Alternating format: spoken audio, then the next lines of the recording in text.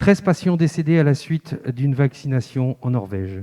Un vaccin peu efficace, pas efficace si la chaîne du froid n'est pas respectée. Des doses en manque en France. Entre info et intox, bienvenue dans le lab de santé de Midi Libre exceptionnel. Avec nous, pour savoir ce qu'il est du vrai, du faux, nous avons 3 invités exceptionnels qui vont répondre à nos questions. D'abord, nous avons invité Mylène Ogliastro. Vous êtes virologue à l'INRA de Montpellier et vous êtes surtout chercheuse et vice-présidente de la Société française de virologie. Pierre Desjean, vous êtes directeur de la clinique du parc du groupe Clinipol. Et Édouard Tueillon, vous êtes médecin, immunologue et infectiologue, responsable de l'équipe de virologie à Montpellier. Merci. À de suite pour de nombreuses questions. Mais tout d'abord, nous allons faire un point avec Sophie Guiraud, qui est notre spécialiste santé à Midi Libre. Sophie, d'abord un point sanitaire en France. Donc en France aujourd'hui, 1,3 million de personnes ont reçu des doses de vaccins. Ça ne veut pas dire que ce sont des personnes qui sont entièrement protégées du virus, puisqu'elles doivent recevoir une deuxième injection. Il y a 67 millions de Français, je le rappelle, donc on est encore loin du compte.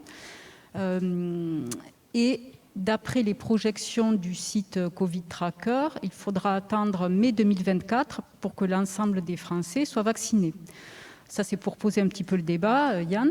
Ensuite, il faut rappeler que les vaccins qui sont aujourd'hui utilisés, et surtout le vaccin qui est utilisé, est celui de Pfizer-BioNTech. Le vaccin Moderna a pris... Le vaccin américain démarre un petit peu lentement actuellement en France. Ce sont 2 vaccins à ARN messager. C'est une technique qui est peu connue du grand public, mais bien connue des chercheurs, puisqu'elle est utilisée en cancérologie. C'est une technique, pour résumer, nos lecteurs en ont beaucoup entendu parler, qui permet d'éduquer notre système immunitaire à repérer cette fameuse protéine spike qui est la voie d'entrée du virus dans notre organisme. Je parle sous l'autorité des chercheurs, je résume un petit peu. Ensuite, que dire de plus sur la France? Les autres vaccins sont en train d'arriver. On entend également beaucoup de polémiques et de débats sur la lenteur de la vaccination, l'efficacité des autres vaccins, sachant que ces vaccins-là seraient efficaces contre les variants qui nous inquiètent beaucoup aujourd'hui, notamment le variant anglais et celui qui vient d'Afrique du Sud. Très bien, merci Sophie. Est-ce que vous pouvez nous faire un petit point sur justement la vaccination à travers le monde? C'est important. On a vu que la France avait du retard, mais dans le monde, comment on se situe? Quelles sont les doses? Est-ce que massivement, certains pays émergent? Donc dans le monde, c'est 80 millions de doses qui ont été injectées. Encore une fois, ce n'est pas des protections de 80 millions de personnes. Les pays qui sont les plus vaccinés, enfin où il y a eu le plus de doses, sont les Américains, les Chinois. Et je voudrais citer 2 pays qui suivent juste derrière, qui sont l'Angleterre et Israël, qui est en pourcentage de population le pays qui a été... peut-être qui a reçu le plus de doses. Je crois qu'on peut dire que c'est 50%, Sophie. 50% de la population d'Israël a reçu une dose, mais on connaît aujourd'hui la situation sanitaire de ce pays qui est confiné, où le virus est en train de faire des ravages. Donc, ma première question, Yann, qui rejoint celle de nos lecteurs, c'est peut-être, est-ce que ces vaccins sont efficaces véritablement? Est-ce qu'ils nous offrent une porte de sortie ou est-ce que c'est de l'intox? Oui, alors effectivement, c'est la question que l'on va poser à nos interlocuteurs.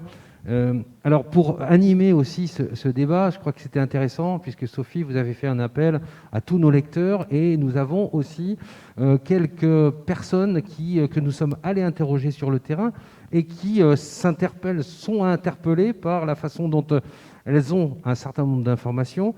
Je crois qu'il est le besoin important de pouvoir interroger un certain nombre de personnes. Donc Caroline et Pierre, nous les avons interrogés à travers une petite vidéo, et Caroline et Pierre vont s'adresser à vous, messieurs, dames, à travers leurs petites questions. Vidéo. Bonsoir. Les personnes qui ont contracté le virus sont-elles immunisées ou doivent-elles se faire vacciner? Bonjour. J'ai entendu dire qu'on pouvait attraper le coronavirus même après s'être fait vacciner. Est-ce vrai? Alors, je crois que c'est une question tout à fait concrète, Sophie. Qui veut répondre à cette première question? Peut-être vous, sur le fait on est vacciné, est-ce qu'on peut attraper le virus ensuite? Alors, c'est la question évidemment qu'on se pose sur l'efficacité du vaccin. Il y a une efficacité qui est forte, mais qui n'est pas une efficacité de 100%. Donc, on peut contracter le Covid après vaccination. D'abord parce qu'il faut un certain temps pour éduquer, comme vous l'avez dit, notre réponse immunitaire. Donc le temps que l'organisme fabrique des anticorps, il faut plusieurs semaines, au moins 2 semaines, 3 semaines, ça commence à être très intéressant en termes de production d'anticorps.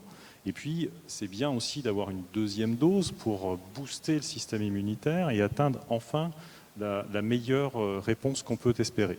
Même dans ces conditions, ce n'est pas du 100%.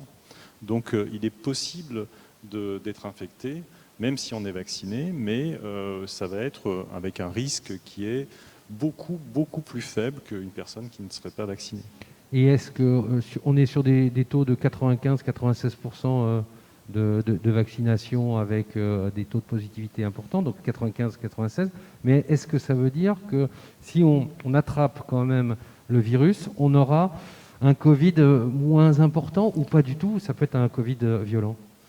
Alors effectivement, en effet, ce sont les données qui ont été rapportées des essais de phase 3, qui étaient des essais qui permettaient d'inclure beaucoup de personnes, donc des dizaines de milliers de personnes.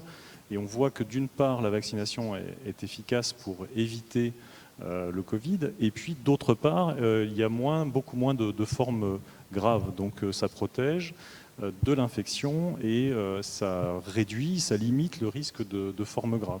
Dernière question à votre endroit. On est vacciné avec la deuxième dose. Une durée de vie de combien de temps? C'est un peu tôt pour le dire en fait, parce qu'on n'a pas beaucoup de recul. Ce vaccin n'existait pas. Il y a 1 an, évidemment, il n'existait pas. Donc on ne peut pas deviner finalement la durée de production des anticorps par l'organisme. Aujourd'hui, on sait que plus de 6 mois, c'est sûr. Vraisemblablement, après 6 mois aussi, probablement que 12 mois, ça reste à peu près certain. Il faudra du temps pour savoir combien de temps les taux d'anticorps vont persister à des niveaux intéressants pour éviter l'infection. Il faut s'attendre à une vaccination peut-être tous les ans, comme la grippe. Alors peut-être pas tous les ans, et si on peut se comparer aussi à d'autres vaccins, par exemple le vaccin diphtérie-tétanos, qui est obligatoire en France, c'est une vaccination tous les 5 ans. Donc ce sera peut-être entre 1 an et 5 ans entre la grippe et la diphtérie-tétanos. Sophie. Mylène Ogliastro, peut-être vous allez pouvoir répondre à cette question. Pourquoi en Israël, 50% de la population qui a reçu une dose de vaccin, il ne se passe rien? Qu'est-ce qu'il faut pour que les indicateurs baissent? Alors, comme il vient d'être dit, il faut du temps. Et malheureusement, en Israël, on a observé une reprise épidémique qui était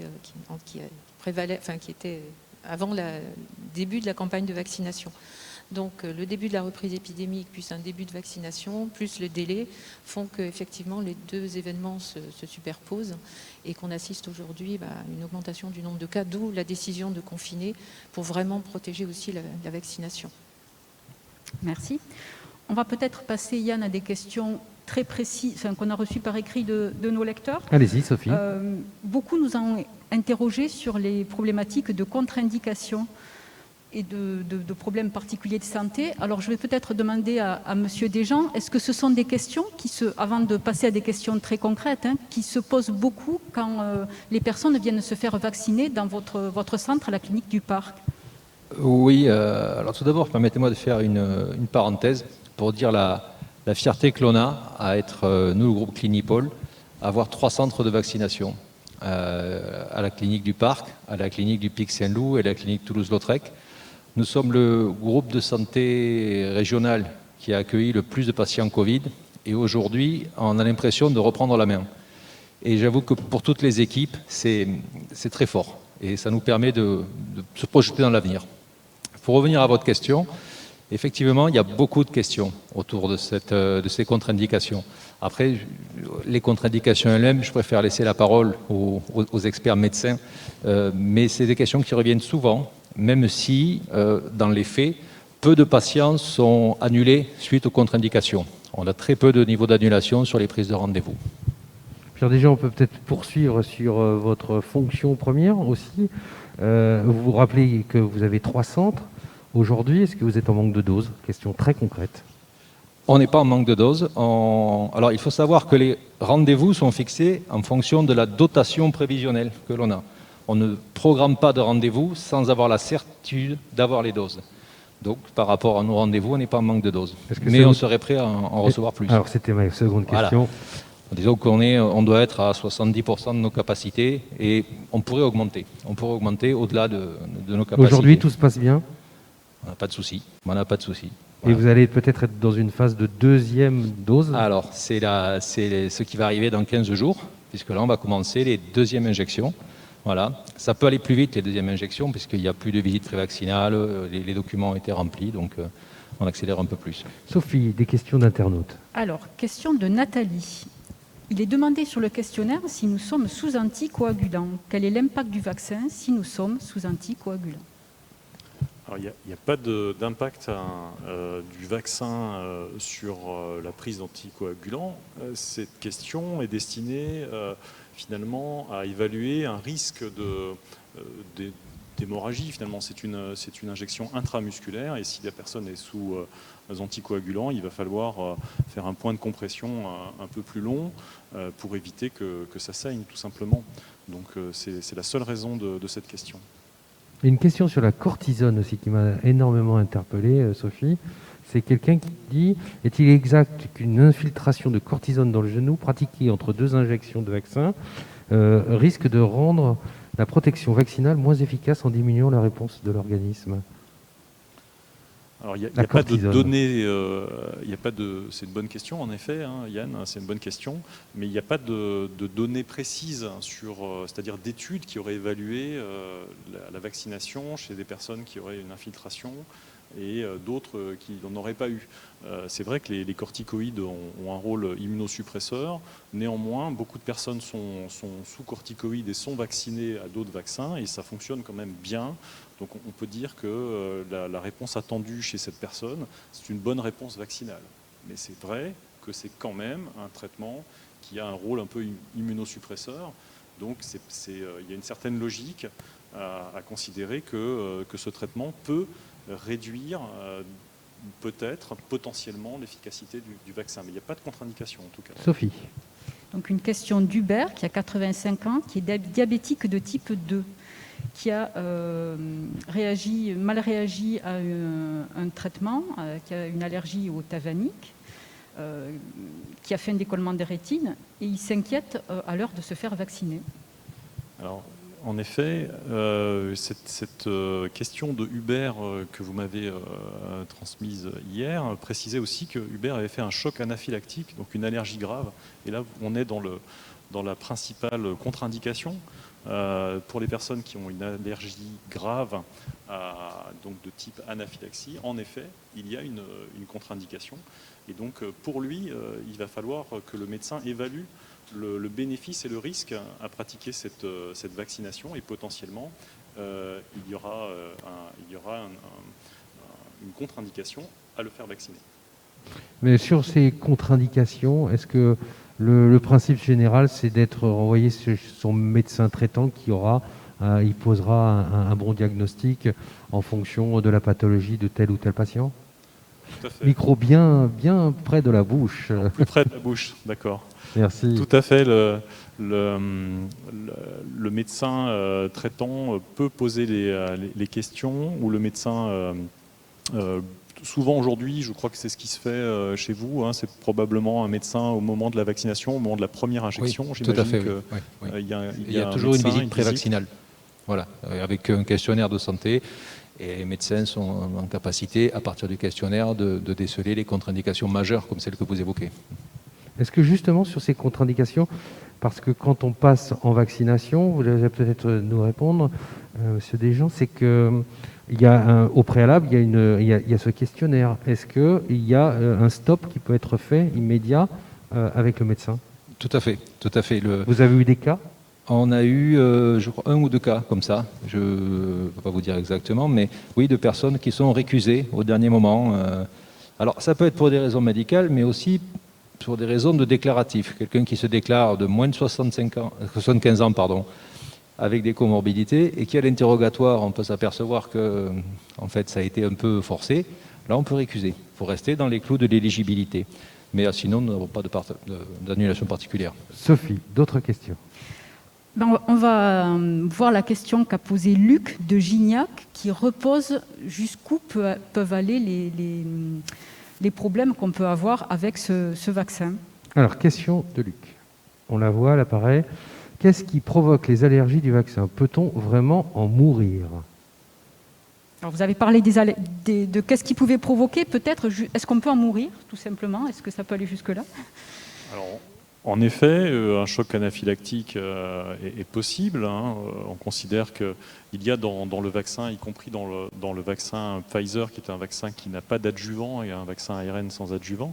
Donc il n'y a pas énormément de choses, mais il y a quand même des excipients, et il peut y avoir une allergie, notamment à un des excipients, en polyéthylène glycol, qui est utilisé par ailleurs dans les cosmétiques, dans plein de médicaments, etc. Donc, mais on peut imaginer qu'une personne fasse une allergie à cet excipient. Pour l'instant, il n'y a pas eu de cas en France. Et en tout cas, c'est pas exclu. C'est pour ça que la réaction au vaccin est suivie de près. Et puis c'est pour ça aussi que vous devez avoir, j'imagine, en centre de vaccinologie, un certain nombre de mesures en cas d'effets indésirables graves. En fait, il apparaît que les effets indésirables graves surviennent dans le quart d'heure qui suit. Donc il y a une surveillance obligatoire. Les patients restent un quart d'heure, 20 minutes après la vaccination au sein de l'établissement. Voilà, comme ça on s'assure qu'il n'y a pas de problème. Et nous mettons en place aussi un appel du lendemain et une application qui permet sur les 3 premiers jours post-vaccination au patient de nous envoyer un message s'il a, suite à un questionnaire, plusieurs symptômes qui se cumulent. Voilà. Sophie. Alors on peut peut-être rassurer nos lecteurs, il y a très peu d'effets indésirables graves qui sont remontés dans les centres de pharmacovigilance. On a vu l'alerte en début de semaine, ou la semaine dernière, sur cette patiente des Pyrénées-Orientales, cette résidente d'EHPAD qui avait 93 ans. Tout le monde s'est un peu affolé autour de ça. Finalement, c'est très rare. Vous pouvez nous rassurer là-dessus? Oui, en effet, on estimait au départ peut-être un cas sur 50 000 ou sur 100 000, et vraisemblablement ça va être beaucoup moins. Et ce qui veut dire aussi que lorsqu'on regarde l'opinion et l'état de l'opinion en fonction de la vaccination, qu'il ne cesse de monter. On était aux alentours de 40% de confiance sur la vaccination, et aujourd'hui on atteint des taux qui sont proches de 60-70%. Je crois que tout cela aussi concourt. Et quand on fait les ratios en pourcentage, effectivement, il y a eu beaucoup d'affolement sur ces 5 personnes qui, en France, post-vaccinales, étaient décédées. Rien n'avait été prouvé, mais c'est vrai qu'une fois que l'on réussit à poser un diagnostic véritablement médical dessus, on peut se dire qu'effectivement, nous sommes dans une vaccination très proche de zéro si on considère le nombre de cas qui sont infimes. Bien sûr, un décès, c'est toujours très malheureux, évidemment, mais au regard, le pourcentage est infime. Et ce qui doit être positif pour vous, c'est l'état de l'opinion sur la vaccination. Est-ce que vous le mesurez à chaque fois que vous rencontrez soit des patients, soit vos confrères? Une question générale.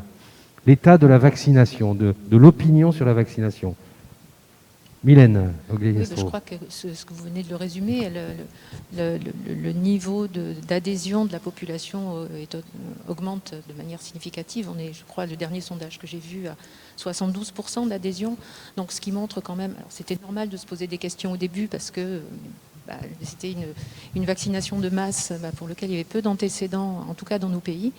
Et il était normal de se poser des questions. Aujourd'hui, on voit qu'effectivement, le nombre de cas reste... Les effets secondaires sont bénins et que même pour les cas les plus graves, il y a quand même une surveillance qui permet de pallier justement à d'éventuels effets graves. Sophie.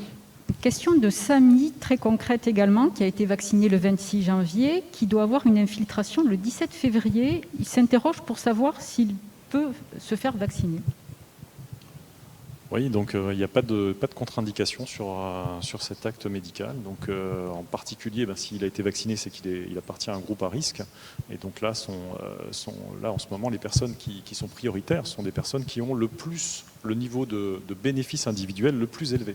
Donc évidemment, tout le monde aura intérêt à se faire vacciner, notamment pour protéger la population, pour participer aussi à un effort visant à limiter la diffusion du virus. Mais pour lui en particulier, parce qu'il a été vacciné très tôt et qu'il appartient probablement à un groupe à risque, il y a un fort intérêt à se faire vacciner et à refaire la deuxième dose pour établir une immunité durable et une vraie protection pour les mois qui viennent. On a reçu également beaucoup d'interrogations sur l'appropriation du vaccin par les médecins, la connaissance de ce qui le compose. Et notamment, il y a Philippe qui nous demande si le médecin qui inocule le vaccin connaît sa composition. Alors la composition exacte, probablement pas, mais elle est accessible, tout à fait accessible facilement sur le Vidal, etc. Par contre, les médecins connaissent tous le principe d'un vaccin ARN qui va induire la production de cette protéine Spike. Et donc et les principes de la vaccination, les principes d'une réponse immunitaire, ce sont des choses qu'on apprend durant nos études et que l'on pratique au quotidien avec la vaccination. Donc il y a une connaissance qui est quand même bonne du corps médical de ces vaccins. Une dernière question sur cette thématique qui a été dans l'actualité cette semaine. Combien y a-t-il de doses de vaccins ? 5, 6 Alors sur le vaccin Pfizer, en fait, il y a en théorie, on pourrait faire 7 injections. Au départ, alors ce ne sont pas des doses individuelles, on est dans une situation un petit peu de crise, donc le conditionnement répond aussi à cette situation de crise. Et donc, au départ, ce volume, donc le vaccin est reconstitué, on rajoute du sérum physiologique. Et au départ, il a été demandé de considérer que 5 doses pour laisser un volume résiduel suffisant pour que l'infirmière puisse faire les différentes injections. On s'est vite rendu compte que la 6e dose était facile à faire. Et donc, finalement, ça a changé et Pfizer commercialise donc ses doses. Donc Pfizer s'est engagé vis-à-vis de la fourniture de ces doses et a considéré que c'était 6 doses cette fois par fiole de vaccin. Il reste la possibilité de faire une 7e dose, mais c'est quand même assez plus difficile. Il faut vraiment qu'il n'y ait pas de volume résiduel sur les petits volumes qui sont prélevés pour faire l'injection. Ce sont des tout petits volumes de 300 microlitres. Donc on va dire que c'est 6 doses aujourd'hui, que la 7e dose est théoriquement possible, mais ça demande beaucoup de précision et d'organisation pour la personne qui vaccine. Ça se passe comment chez vous, Monsieur Desjans, dans votre établissement? Vous faites 6 doses, 7 doses? 6 doses, on fait 6 doses, c'est un exercice simple, voilà, mais effectivement, on ne s'est jamais posé la question de la 7e dose, qui a l'air excessivement complexe. Donc on est sur 6 doses avec la petite fiole, à la petite seringue, 0,3 millilitres, c'est ça, de produit, 0,3. Il faut 0,3 et ensuite on arrive à ces fameuses 6 doses. S'il reste 0,1, 0,2, qu'est-ce qui se passe? Il reste plus parce qu'il y a justement un volume suffisant. Sachant que c'est dilué déjà au sérum physiologique, mais on ne peut pas s'amuser à ne pas avoir la certitude d'avoir la bonne dose de vaccin dans la seringue. Donc le flacon est jeté, tracé et jeté. C'est une question qui m'avait été posée personnellement quand on a vu quelqu'un, une infirmière, jeter petit résidu. Donc c'est une question très précise. Merci de le préciser. Vous vouliez rajouter quelque chose? Je voulais juste ajouter que on n'a pas le droit de pouler des restes de flacons, donc ça n'est pas fait, c'est proscrit. Et donc, quand le vaccin est entamé, je crois qu'il y a 5 heures de possibilité de... C'est 6 heures. À l'ouverture du flacon, on a 6 heures pour passer les doses. Voilà. Donc à la fin, s'il reste donc des doses au-delà de 6 heures... 6 doses, 6 heures et 0,3 mm. Vous avez des informations très précises sur ces petits flacons. Donc 6 heures, 6 doses, 0,3 mm. Sophie. Yann, on va peut-être regarder la question de Alexandra de Carnon. Alors, Alexandra de Carnon qui pose une question. Le vaccin modifie-t-il notre ADN? Et comment fonctionne-t-il? Alors, Bon, Mylène je Agliastro. vais me jeter à l'eau. Alors, concernant une éventuelle modification de l'ARN, de nos génomes par l'ARN, alors je ne vais pas dire un non franc, enfin absolu, parce que tout est possible en biologie. Et quand on analyse nos génomes, y compris le génome humain, on se rend compte qu'en fait, il y a très peu de gènes. On a autant de gènes que la mouche, et que la plupart de l'ADN dont est fait nos génomes sont effectivement des séquences d'origine virale, qui représentent à peu près 8%. Et plus de 50%, ça va être des éléments génétiques mobiles, donc ils vont bouger d'une cellule à l'autre. Donc on est déjà dans un terrain à haute mobilité, je dirais. Donc les virus font ça très bien. Donc les cellules absorbent des éléments, et ce dans tous les organismes, de la bactérie à l'homme. On retrouve des séquences d'origine virale. Donc même si on imagine qu'un peu d'ARN pourrait fuiter dans une cellule, la cellule a déjà énormément d'éléments d'origine virale. Et en fait, c'est rien à côté de ce que peut faire un virus dit naturel. Donc ça, c'est un premier élément de réponse. C'est plutôt rassurant. Oui, enfin, il faut être conscient qu'on est des éléments, enfin, nos génomes sont des éléments, enfin, sont des chimères de beaucoup de choses qui sont le fruit de l'évolution depuis l'origine de la vie sur Terre. Donc voilà, les virus font ça de manière très naturelle. Et je dirais même plus loin, l'apparition des mammifères est liée à l'intégration d'une séquence d'origine virale. Donc qui a permis la placentation et qui a permis, entre guillemets, l'invention des mammifères. Donc on doit, nous, mammifères, notre arrivée sur Terre grâce à des virus. Sophie, je crois qu'on va aborder une nouvelle thématique avec vous, avec ce que l'on a appelé parfois à tort ou à raison certaines cacophonies dans un certain nombre de communications médicales, et qui a posé un certain nombre de problèmes parce que tel médecin, tel spécialiste disait plutôt A, tel autre spécialiste disait plutôt B. C'est vrai que il ne s'agit absolument pas de tirer sur le corps médical parce qu'il y avait tellement d'interrogations, mais tout de même. Sur les masques, par exemple, il a été dit beaucoup de choses.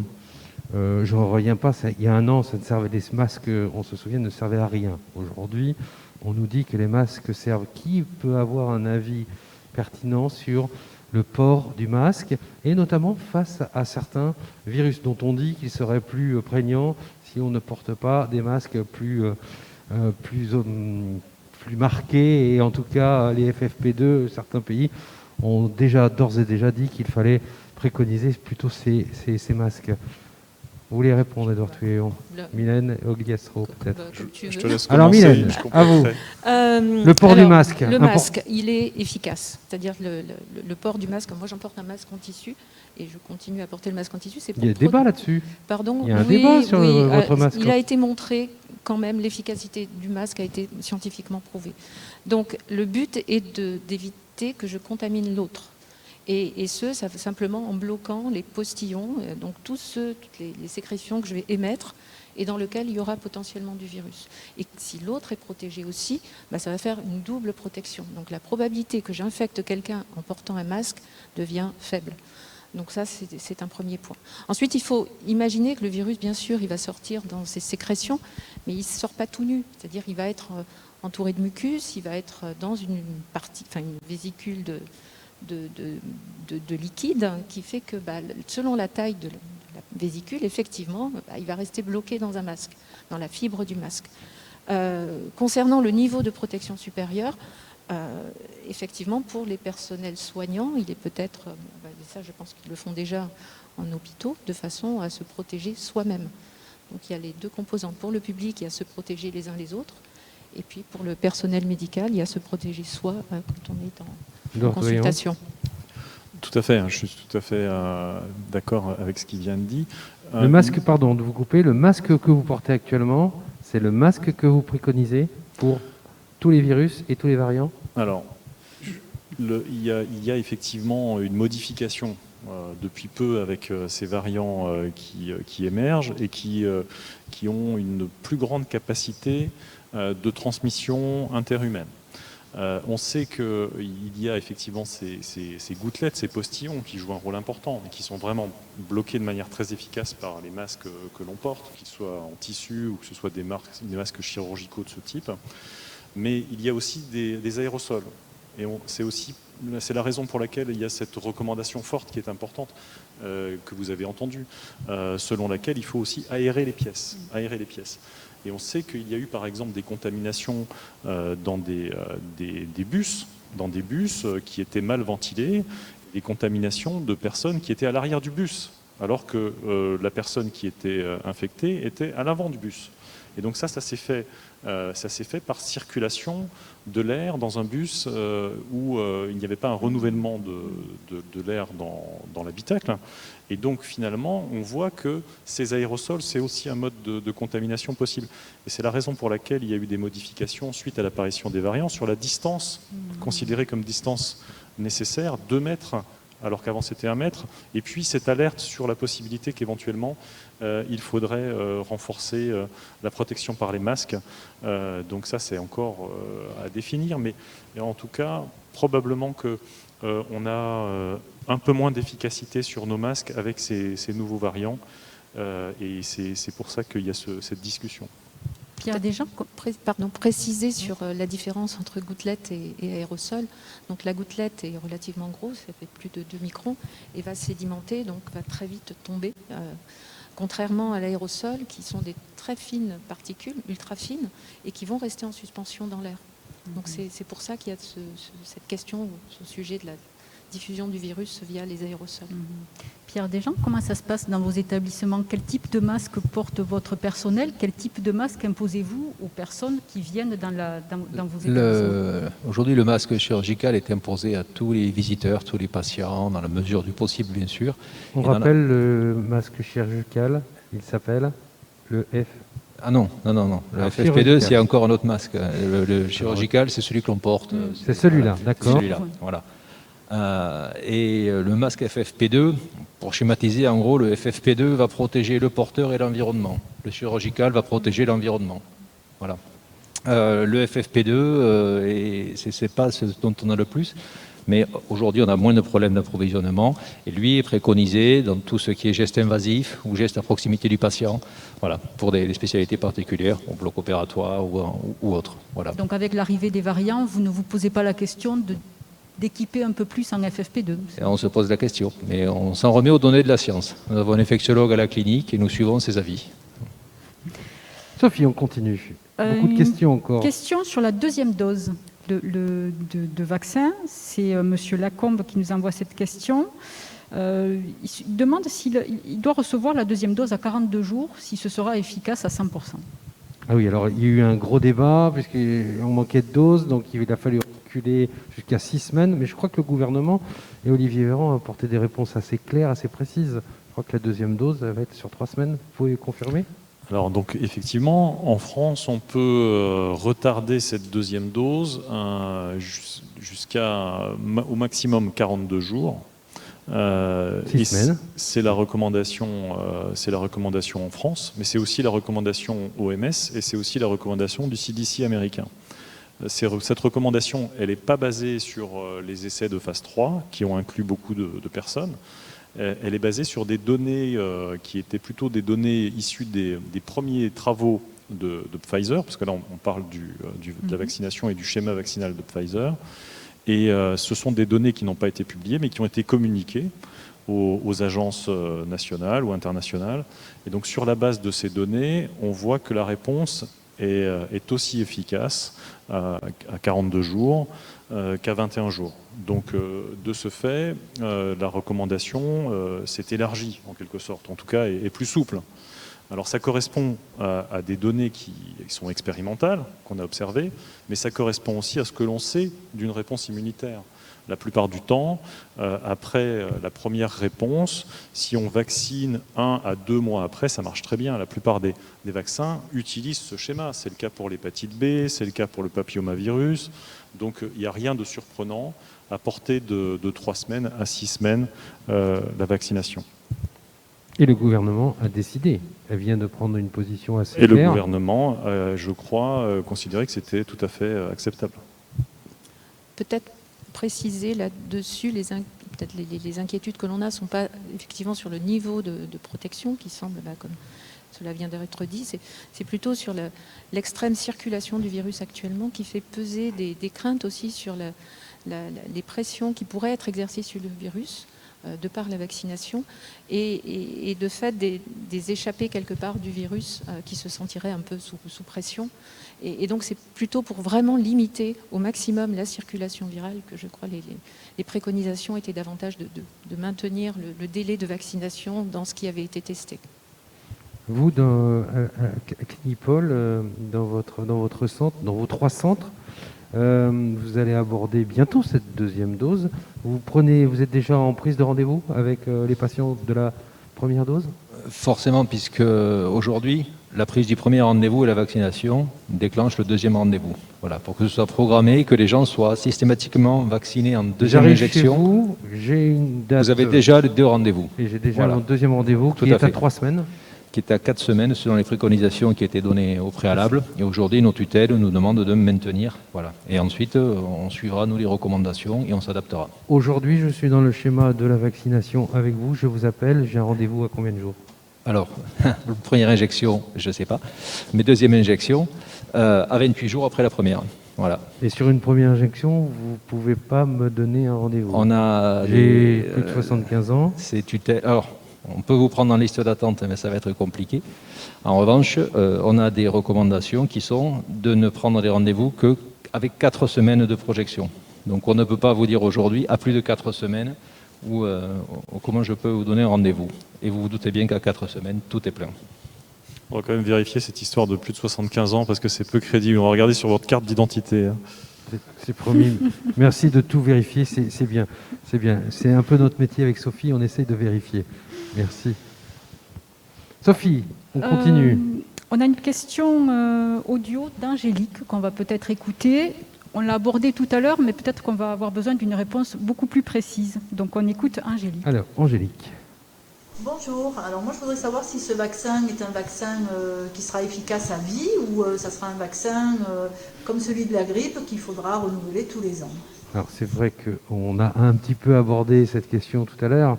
Vous l'avez déjà dit, Mylène Agliastro, vous voulez répondre. Peut-être vous préciser avec le micro.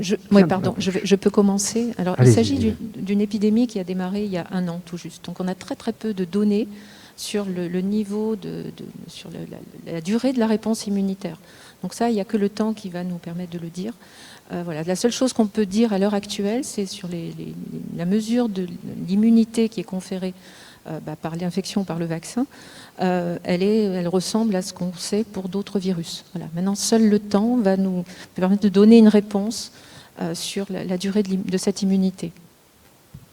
Juste peut-être pour compléter, les vaccins qui sont efficaces à vie sont souvent des vaccins qui sont dirigés contre des infections qui mettent un petit peu de temps à démarrer. Parce que quand une infection met un petit peu de temps à démarrer, le système immunitaire peut rechercher dans des cellules qu'on appelle des cellules mémoire la trace en fait qu'il a gardée de la réponse immunitaire, et puis il a un peu de temps pour réagir. Par contre, quand l'infection démarre très vite, il faut tout de suite que le système immunitaire soit prêt et qu'il y ait des anticorps. Donc, de toute façon, on peut dire que cette vaccination ne nous protégera pas à vie, ça c'est à peu près certain, mais on ne sait pas combien de temps. Et est-ce que tous les vaccins devront être adaptés aux différents variants ? Ou auront ce potentiel ? Ça sent la question un peu piège, Sophie. Parce qu'on n'a peut-être pas suffisamment de recul. Allez-y. C'est une question piège, alors je te la laisse. Merci. Alors, actuellement, les vaccins sont efficaces contre les variants. Donc ça, c'est la protéine Spike, même avec les petites modifications qu'elle a dans les variants, va être quand même reconnue par les anticorps. En revanche, si on laisse effectivement dériver davantage cette situation par simple dérive génétique du virus, on risque d'accumuler aussi de nouvelles mutations, simplement parce que le virus va essayer d'échapper aussi à ce système immunitaire. Et c'est vraiment là tout le risque de laisser, encore une fois, circuler le virus. C'est qu'il accumule davantage de modifications qui le rendraient, qui lui permettraient d'échapper au vaccin, par exemple. Donc c'est pour ça qu'il est préférable aujourd'hui d'anticiper et de synthétiser les vaccins qui répondent en fait aux variants, avant que la diversité de virus devienne trop importante. Et tous sont adaptables, tous ceux qui sont potentiellement Alors autorisés. c'est l'intérêt de cette technologie ARN messager, c'est que ce sont des vaccins de synthèse et qu'il suffit en gros, donc ils reposent sur le code génétique de cette protéine spike et qu'il suffit entre guillemets de changer quelques lettres de ce code pour l'adapter aux variants, sans avoir à repasser par toutes les phases de tests cliniques. Mais la question qu'on peut se poser aussi, c'est si effectivement il y a une dérive trop grande par rapport au design initial, on est à repasser par des phases de tests cliniques parce que là les changements seraient trop importants. Sophie, on a peut-être une question info-intox. Souvenez-vous, on nous avait posé une question il y a quelques jours sur les femmes qui ne pouvaient pas avoir d'enfants parce que le vaccin les empêcherait d'avoir un enfant. On a été questionné là-dessus et ça nous rappelait une histoire, malheureuse histoire, encore une fake news, qui datait de l'Afrique, avec ces femmes qui, en Afrique, quand c'était pour la fièvre jaune, je crois, quand il y avait la vaccination pour la fièvre jaune, il y avait eu un certain nombre de données qui faisaient état que les femmes ne pouvaient pas avoir d'enfants. Alors ça a circulé à un moment donné. Qui peut répondre ? Je veux bien commencer. Je finirai en tant que femme et scientifique.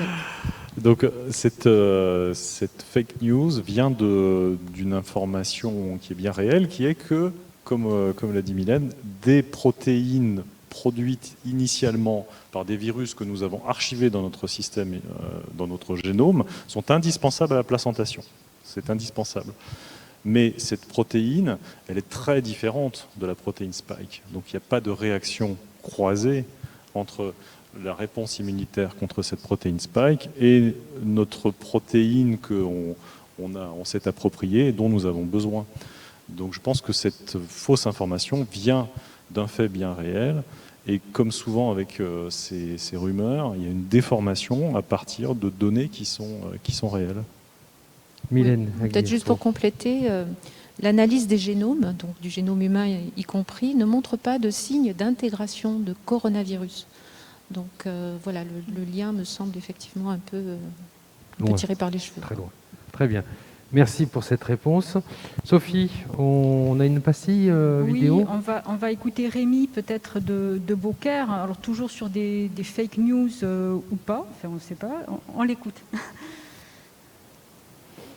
Alors, je voudrais savoir s'il est vrai que la France a peu de vaccins parce qu'elle refuse de payer trop cher et qu'ils partent ainsi chez les plus offrants. Alors ça, c'est une question qui a été largement posée, évoquée. Est-ce que les pays les plus riches ont les vaccins en premier ? Est-ce que les pays qui ont investi aussi dans l'industrie pharmaceutique sont servis les premiers ? Est-ce que ceux qui ont cru aussi au développement de fameux vaccins sont servis en premier? Et est-ce que aussi, et ça c'est le cas de l'Israël, Israël a donné toutes les données scientifiques et médicales de chaque patient à Pfizer?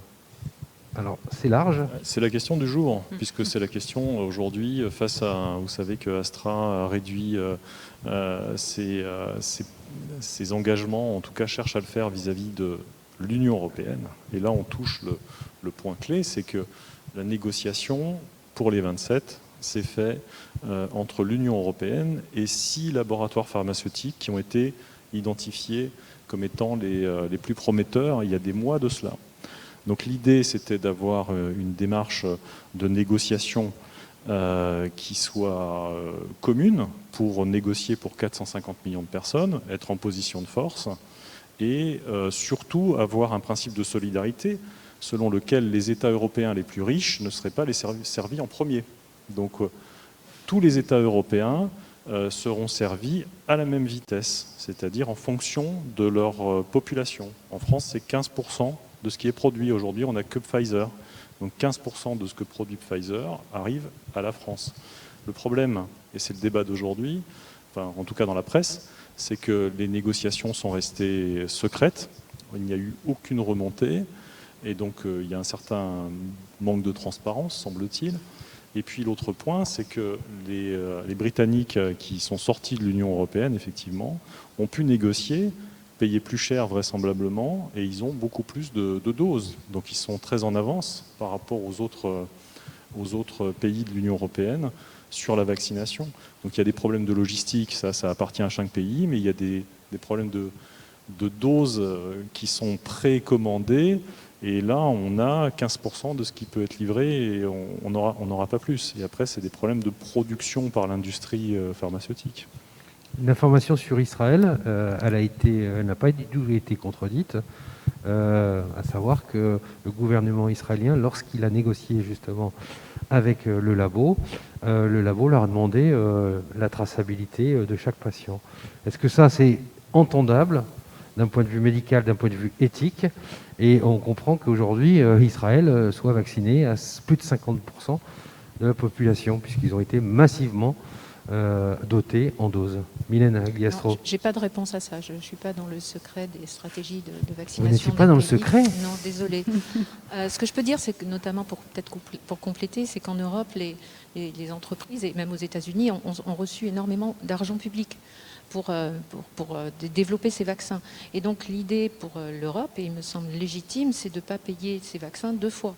Donc c'est pour ça que les négociations Europe avec Pfizer ou Moderna prennent en compte l'argent public qui a déjà été versé pour avoir ces vaccins. Donc il me semble légitime, et ça chacun pourra le comprendre, que voilà, il faut aussi que chacun respecte la part du contrat. AstraZeneca, c'est pour quand? L'autorisation était normalement pour doit tomber aujourd'hui, je crois. Hein, c'est très rapide, ça va arriver rapidement là. Pour les livraisons, je ne sais pas, j'ai pas d'informations précises sur l'arrivée. J'imagine que ça devrait être effectivement, je crois qu'on parlait enfin c'est quand même mars ou avril, hein, c'est pas tout de suite. Je comprends que c'était février. Enfin effectivement, il doit y avoir de la complexité. Sophie. On va peut-être écouter Quentin qui nous pose une question sur le fil vidéo. Étant donné les délais pour se faire vacciner quand on est jeune, on peut se poser la question de la pertinence du vaccin chez les personnes de moins de 40 ans. Est-ce vraiment utile finalement? Alors, moins de 40 ans. Ouais, et pour rebondir, moi je voudrais juste dire, il y a tout un débat également pour est-ce qu'il fallait d'abord vacciner les personnes d'EHPAD, est-ce qu'il valait mieux pas vacciner, qu'on entend monter là ces jours-ci, les personnes âgées peut-être qui étaient chez elles et qui étaient moins protégées, sur le choix des personnes prioritaires, hein, que rejoint la question de Quentin. Vous pouvez tous les trois répondre, puisque vous devez être interpellés sur ces questions-là. Moi, de mon point de vue, les patients aujourd'hui qui saturent notre système de santé, donc, et c'est ce pourquoi on fait tout ça, ce sont des gens plutôt âgés, ou avec des polypathologies. Donc si on veut alléger la pression sur le système de santé, il est pertinent de vacciner en premier, effectivement, ces personnes à risque et les plus de 75 ans. Voilà, ça c'est clairement le point de vue sanitaire. En ce qui concerne le bénéfice individuel est bien plus important pour les personnes âgées, à risque. Donc c'est quand même un élément aussi à prendre en compte. C'est vrai que les personnes jeunes vont jouer un rôle important dans la transmission. Il y a aussi des complications possibles pour des personnes jeunes. Mais le bénéfice de la vaccination est majeur pour des personnes de plus de 75 ans. Donc la stratégie du gouvernement vous paraît plutôt pertinente? C'est une stratégie qui est mondiale. Hein. Dans tous les pays ont retenu cette stratégie de protection des plus fragiles, effectivement. Est-ce que tous les Français pourront être vaccinés fin août? Alors Olivier Véran avait annoncé ça il y a quelques semaines. Je ne sais pas si ça tient encore. Qu'est-ce que vous en pensez? Il l'a annoncé sur un plateau de télé. 2 heures avant, c'était pas les mêmes chiffres devant les députés, hein, je crois. Donc effectivement, on était genre à 35 ou 40 millions fin août. Là, quand on voit les projections un petit peu plus posées, plus scientifiques et moins politiques, on s'aperçoit que c'est pas du tout dans ce timing. Et justement, cette personne de 40 ans, elle peut espérer être vaccinée quand?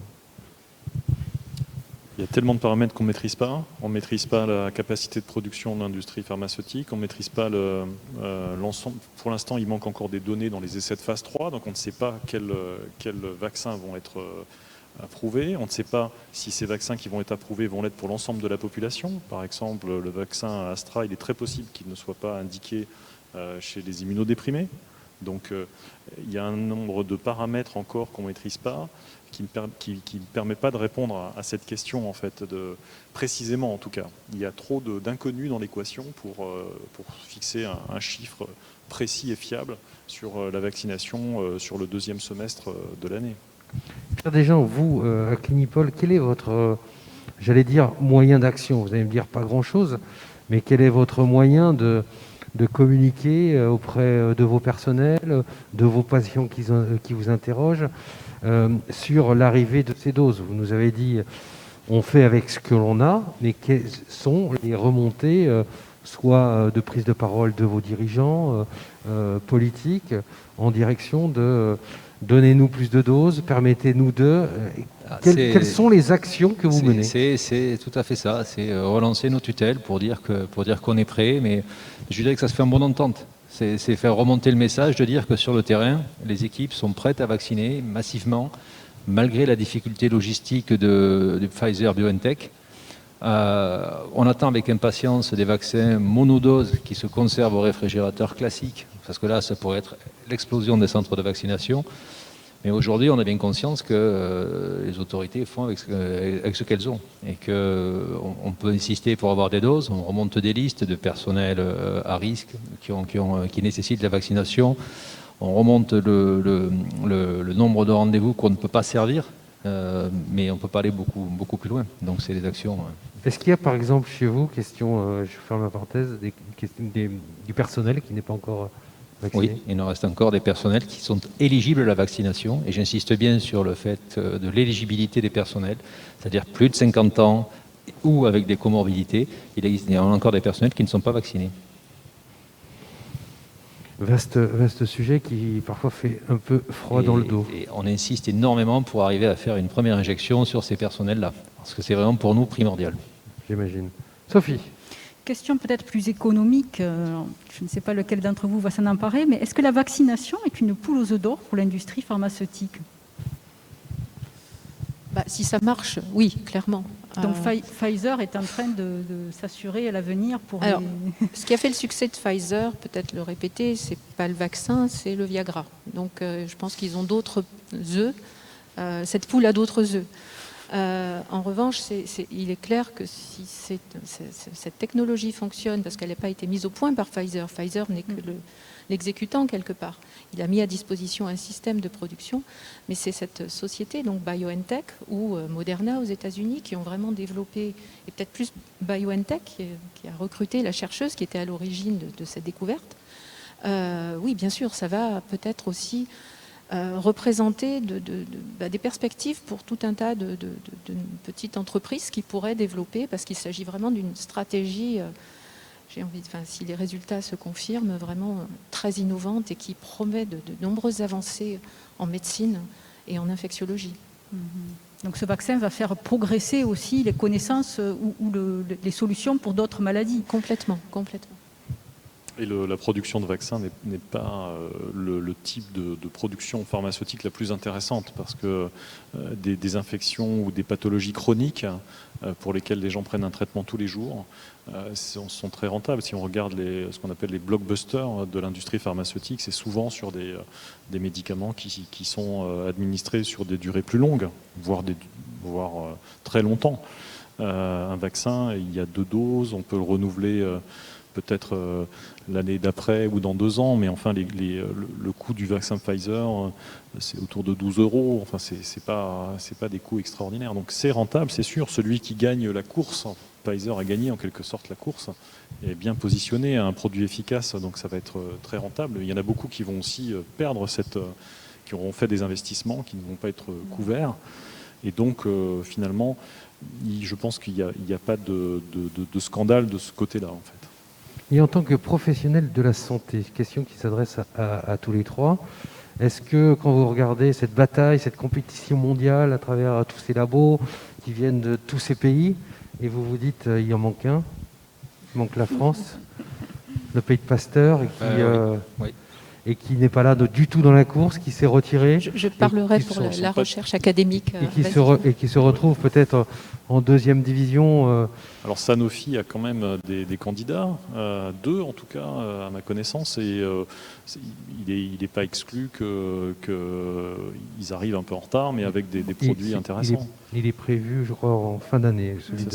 Avec aussi un vaccin à ARN et puis un autre un peu différent. Bon. Et donc c'est pas une bonne nouvelle, c'est sûr, mais c'est pas non plus si dramatique. Et puis Sanofi produit aussi, ou d'autres entreprises françaises produisent, ou ont produit des médicaments nouveaux dans les dernières années. Donc il faut peut-être être indulgent. Peut-être nuancé, peut-être pas indulgent, mais peut-être nuancé. Alors, Mylène Agliestro. Oui, je vais continuer. Alors peut-être moins vous êtes nuancé vous aussi. Peut-être moins nuancé sur ce point-là. Il faut voir que les technologies qui sont utilisées aujourd'hui en termes de vaccination viennent de la recherche publique américaine, mais ça a été fait. Les découvertes ont vraiment été supportées par la recherche publique, par une chercheuse qui au départ s'intéressait strictement à l'ARN. Et puis n'avait rien à faire des développements ou d'innovation, ce que son université lui a imposé en lui disant si tu veux que ça soit développé, il faut le breveter, mais elle, ce n'était pas son but principal. Donc voilà, rappeler l'investissement, et c'est pour les différents gouvernements qui se sont succédés, de l'importance d'investir dans la recherche académique est vraiment crucial. Et ce, sans pilotage, c'est-à-dire les innovations majeures de ces dernières années montrent qu'il s'agit de découvertes qui ont été fortuites et qui n'étaient absolument pas guidées par des calendriers d'innovation qui pourraient nous être imposés et qu'on tente de plus en plus de nous imposer. Pierre Desjean, quand vous voyez que le patron de Moderna, c'est un Français, il a travaillé dans des labos français et qu'il est parti aux États-Unis et qu'il a trouvé de la puissance publique et de la puissance privée, ça fait comment ? On est quand même aujourd'hui dans une économie mondialisée. Il y a des avantages, des inconvénients. Peut-être que ce monsieur n'avait pas trouvé en France de quoi remplir ses aspirations. Il a trouvé aux États-Unis, on ne peut que s'en féliciter. Au moins on a un vaccin. Vous finirez en politique. Sophie. Peut-être qu'il est temps d'aborder notre dernière ligne droite, Yann. Absolument. Parce que ça fait déjà plus d'1 heure que nous sommes ensemble, ça passe très vite. C'est vrai que les questions sont d'intérêt public et d'intérêt collectif privé aussi, et très intéressantes. Merci à vous. Sophie. Donc peut-être on va se projeter sur les semaines, les mois. Alors je ne sais pas quelle visibilité on a, mais comment vous imaginez on ne va pas l'acter et on ne va pas vous en vouloir dans 3 mois si vous vous êtes trompé, mais comment vous imaginez la suite de cette situation sanitaire très compliquée avec probablement un nouveau confinement sous une forme qu'on n'a pas encore, mais la montée des vaccins, la stabilité, comment on va vivre dans les jours qui viennent, dans les semaines qui viennent? Alors, peut-être du point de vue scientifique, il y a un de mes collègues allemands qui avait cette image que je trouve assez bonne. On est dans une espèce de vieux camion rouillé qui est en train de descendre une montagne et il faut garder le pied sur le frein. Et oui, on navigue à vue, oui, il faut accepter de vivre aussi dans cette incertitude et avoir en permanence le pied sur le frein. C'est le but des confinements, avec tous les problèmes que ça peut poser au niveau social, sociétal, économique, bien sûr, mais voilà. Être prêt à appuyer sur le frein pour vraiment contrôler la circulation du virus. Ça, c'est vraiment la chose qui me paraît primordiale aujourd'hui. Pierre Desjean, vous vouliez dire quelque chose? Ouais, on est vraiment dans un environnement incertain. Donc tout va dépendre des nouveaux vaccins, des nouvelles évolutions, des doses qu'on va recevoir, des mesures qui seront prises. Mais je trouve l'image du camion parfaitement adéquate. Faisons attention. Moi, je suis d'accord avec ce qui vient d'être dit. On voit bien que chaque confinement amène à une situation pas aussi bonne qu'espérée, c'est-à-dire que le deuxième n'a pas permis de faire redescendre aussi fortement l'arrivée de nouveaux cas que le premier confinement. Ça va vraisemblablement être le cas avec le troisième. S'il y a un troisième confinement, on ne va pas redescendre aussi bas qu'espéré, aussi bas qu'obtenu avec le deuxième ou le premier. Donc on repart ensuite sur une dynamique qui est très forte et violente à l'issue du confinement, et le paramètre que nous avons vraiment significatif aujourd'hui, c'est le vaccin. Donc on ne maîtrise pas en fait des différents facteurs. Et c'est une course en fait entre nos capacités à limiter les nouveaux cas et à immuniser le plus de personnes. Et donc c'est ce qui va compter pour que on ne soit pas dans la situation que l'on craint. La situation que l'on craint, c'est le débordement des hôpitaux et l'incapacité à prendre en charge des personnes qui en ont besoin. Alors justement, Sophie, peut-être on arrive à la conclusion. C'est le vaccin qui va nous sauver. Avant qu'on ne rentre sur le plateau, Mylène Ogliastro, vous nous disiez ce vaccin, c'est le plus sûr finalement que je connaisse. Vous étiez assez rassurante. Et c'est par là qu'il va y avoir une sortie de crise à plus ou moins long terme. En tout cas, c'est ce qui va accompagner cette sortie de crise, à mon sens. Très bien. En tout cas, merci à vous. En forme de conclusion, puisque nous sommes dans l'actualité aussi, nous en terminons avec toutes les questions médicales, mais c'est vrai que nous sommes pratiquement à la veille d'une décision gouvernementale qui ne devrait pas tarder dans les prochaines heures. On parle d'un 3e reconfinement, on ne va pas y échapper.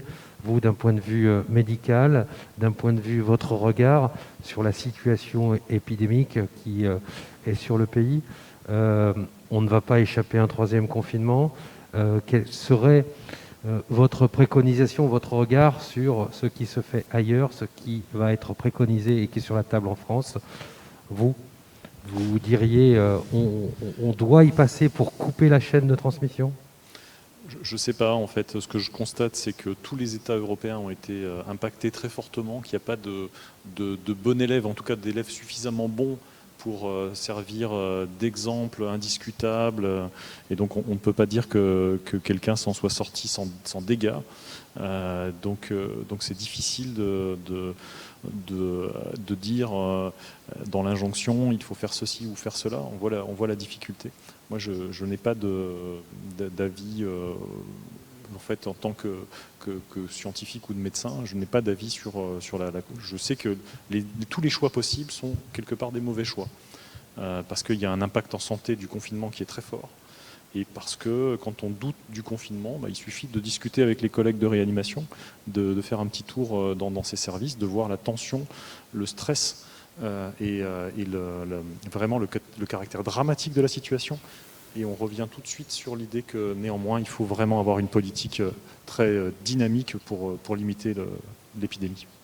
Pierre Desjean, c'est ce que vous constatez, vous, dans votre établissement. Vous rappeliez que vous avez accueilli dans le privé énormément de patients Covid. Énormément de patients Covid, et effectivement, sur la réanimation, le seul effet positif, ça a été le confinement. Le confinement qui a relâché la pression sur la réanimation, mais au-delà aussi sur les services d'hospitalisation classiques pour les malades Covid.